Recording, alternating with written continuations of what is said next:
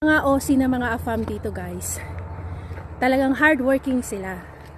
Bawat sentimo na kinikita nila, importante sa kanila yan. Hindi rin sila yung tipo na gumagastos ng basta-basta hanggat hindi nila kailangan talagang gumastos or bumili ng isang bagay na kailangan na talaga nilang bilhin. Marami din tayong mga kababayan na mga Pilipino na nakapag-asawa ng isang AFAM. Babae man yan o lalaki na OC na AFAM, ano? Nagtatrabaho sila dito guys. Hindi sila basta-basta umaasa lang sa mga partners nila. Yung iba naman nagnenegosyo para meron silang kahit konting income at meron silang sarili nilang pera nila.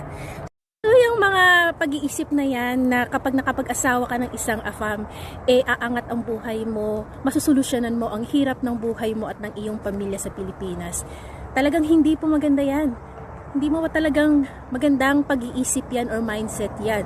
Dahil po, kung gusto nyong iangat ang sarili ninyo, ang buhay ninyo at ang buhay ng inyong mga pamilya sa Pilipinas, kumayod kayo, magtrabaho kayo, magnegosyo kayo kung kaya ninyong magnegosyo.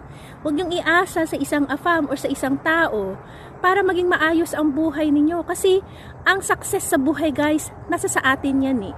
Nasa atin yan. Hindi yan dahil sa iaangat tayo ng isang tao o ng isang AFAM para tayo ay gumanda ang buhay natin.